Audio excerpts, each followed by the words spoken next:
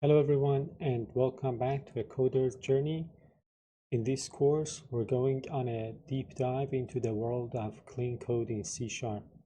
We'll be using Visual Studio 2022 and focusing on essential refactoring techniques. If you've ever felt that your code could be more organized, easier to read, or simpler to maintain, then this course is definitely for you. Before we get started, just a quick reminder. You can get the full source code for each episode organized by branch from the repository linked in the description. You'll also find the notes for the entire course on my Patreon page.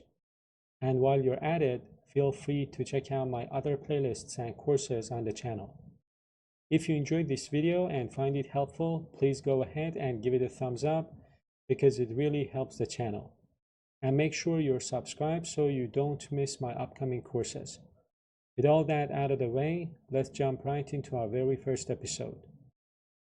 In the first episode, I want to talk about why clean code matters, and I want to go over some principles, the mindset of writing clean code, and some basic refactoring techniques.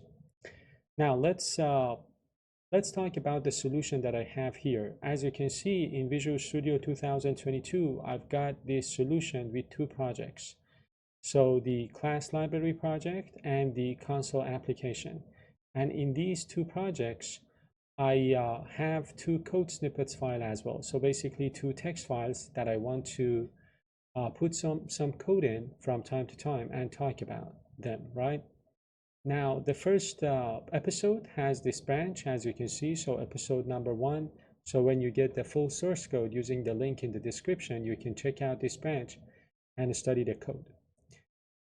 As I said, I want to talk about clean code, some principles, the mindset of writing clean code, and some basic refactoring techniques. But before I do that, let's talk a little bit about the problem of dirty code.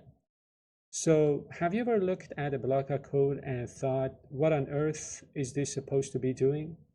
We've all been there, right? So when code is written without a clean plan or discipline, it can quickly turn into a real mess. It might work today, but it becomes incredibly hard to manage tomorrow. And you'll find yourself spending more time just trying to understand what the code does than actually writing new features. And before you know it, bugs start to pop up all over the place because of hidden dependencies. This is a phenomenon in software development that we call technical debt. Think of it like taking a shortcut that comes with a high interest rate. It might get the job done in the short term, but of course you'll have to pay for it later, and the cost can really pile up. Now let's talk a little bit about writing clean code and what clean code mindset really means. How do we avoid this problem of technical debt? It all starts with the right mindset. Let's talk about some of the most important principles of writing clean code. The first one is called KISS, and it stands for keep it simple, stupid. So basically, this principle, the idea behind this principle is to never over-engineer your solution. So the best code is often the simplest and most straightforward. Let's look at a bad example. I'm going to go to this code snippet file in my console app, and what I want to do is to take a look at an example of a piece of code that has over-engineered a problem. Let's take a look at this code. So this is a classic case of over-engineering. We've created a whole class just to add two numbers, which is completely unnecessary. And of course, the reason is that in C# we have this operator that does this addition for us. So we can easily use the add operator to add this addition.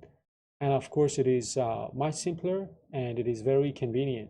So instead of creating a whole class and a method called add, I can quickly use the plus operator to add two numbers together.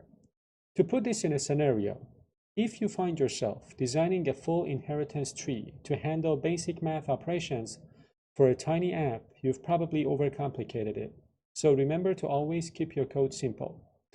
The next principle that I would like to talk about is dry. And dry stands for don't repeat yourself. Don't repeat yourself. So the principle again here is to avoid duplication, code duplication at all costs. So duplication is a real problem because it leads to inconsistencies and makes your code a nightmare to maintain. Again, let's take a look at, an example. This time I'm going to go to this code file, class number 1, and I want to, create a piece of code. So I'm going to call this, let's say price calculator, for example. And then I am going to create 2 separate methods. The first one is called get invoice total, and the next one is called get order total. And taking a look at this code, I'm sure that you can notice the problem. As you can see, the same logic for calculating a 15% tax is repeated in 2 different methods. And code duplication is something that you want to avoid all the time. Now, a better way to achieve this, let me do something. Let me comment out this piece of code. I'm going to keep it here for your reference. So a better way to approach this is to create a const, field in your class and then reuse it in these 2 methods. Or let me put it this way: create a const and create one single method, right? So something like this. We've extracted the logic in a single method, and we are using a constant for the tax rate. Now, if the tax rate ever changes from, let's say, 15% to 20%, we only have to change it in one single place, and that one single place is here, right? So this significantly reduces the risk of errors. Now, the next topic that I want to talk about here is another principle called YAGNI. And YAGNI stands for you aren't gonna need it, or you ain't gonna need it. And basically, the idea behind this principle is very practical. The idea is to avoid adding features just in case. So you should only build what is required right now. Adding extra features prematurely can be a real time waster and adds unnecessary complexity to your code. Again, let's take a look at an example. What I want to do is to go to, for example, this code snippet file, and I am going to write a single piece of code, and then we will talk about it. So this is an example of a method that is violating the YAGNI principle. In this case, we've built a currency conversion method, even though the app that is using this method is only working with USD. So again, as I said, it's a classic case of YAGNI. Don't develop anything that you do not need right now. If your application is only using USD, for example, don't incorporate other currencies like euro or dollars or Canadian dollars, or whatever. Try to keep your code simple and focused, something like this.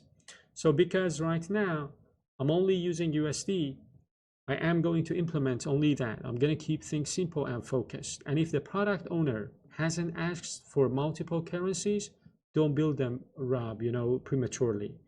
Keep your code simple, but keep the design flexible so that you can add new features later, easily. Now, the next thing that I would like to talk about a little bit here is Solid. And as you might know, Solid, actually is an acronym for 5 very important principles, 5 key principles for object-oriented design. They are so important, in my opinion, that we'll be dedicating an entire future episode to them. So stay tuned for that. Now, I have another playlist on the channel about Solid in C#. If you are interested, just go ahead. I'm gonna, put the link in the description. Just go ahead and watch that playlist. Now, let's close this. Let's close this file. And let's talk about the next topic, refactoring. What is refactoring?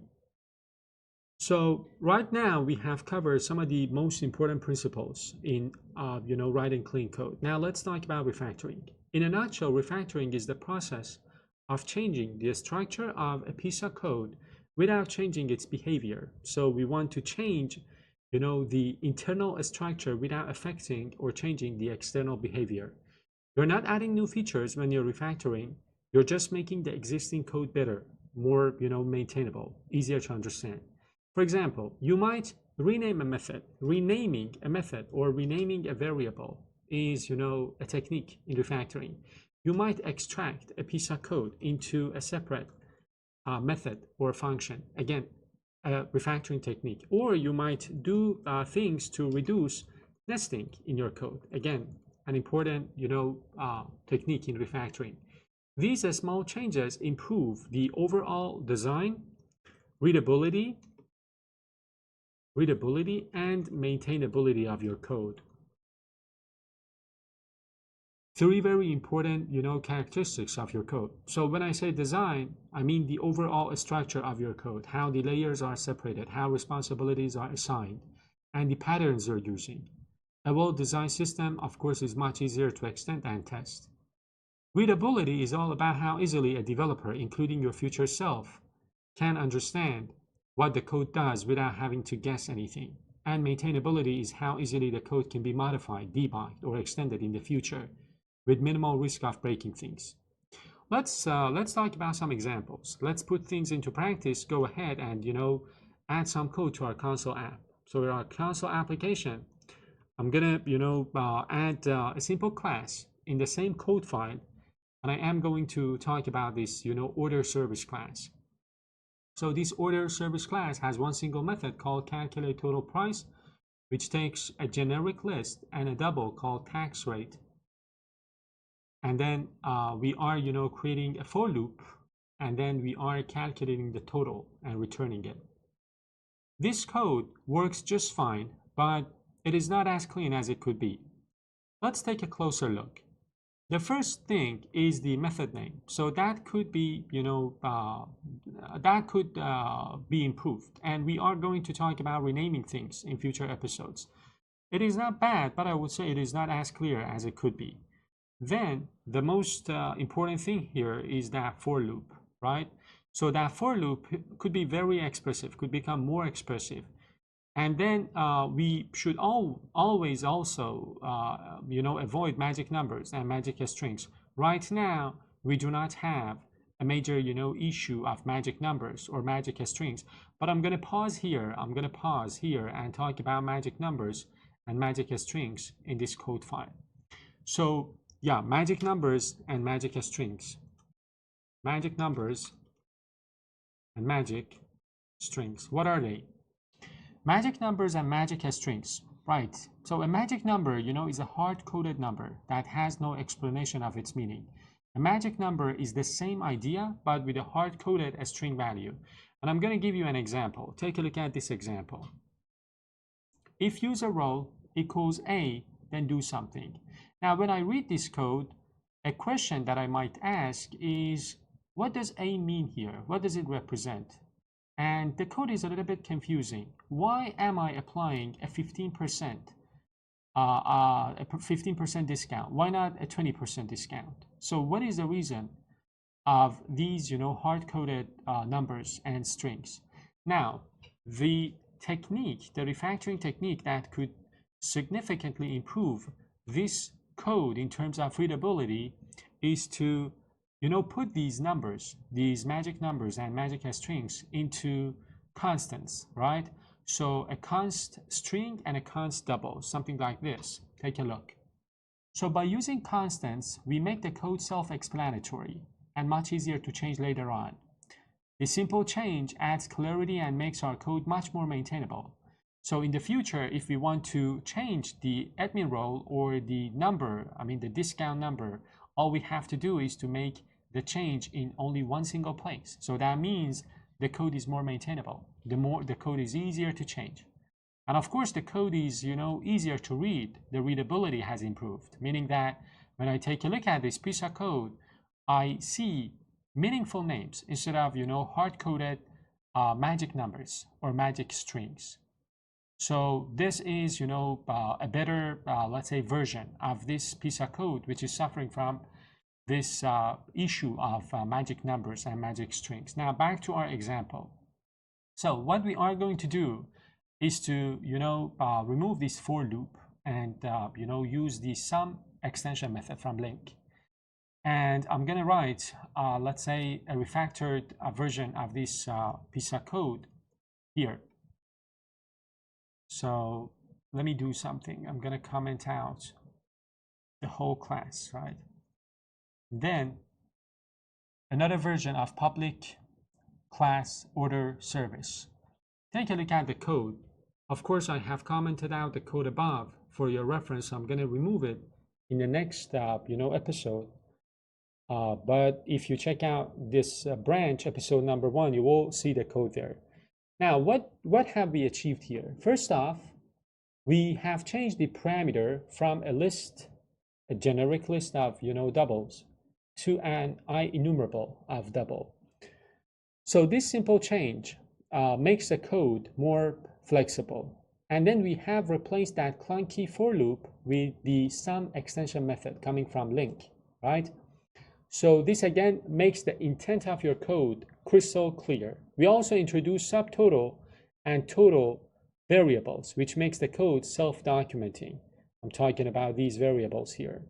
So the behavior of the code is exactly the same. We haven't changed the external behavior, but the internal structure, the design is now much cleaner and easier to read. I mentioned this, word self-documenting code a couple of times. Let's talk about this. What does it mean for a piece of code to be self-documenting?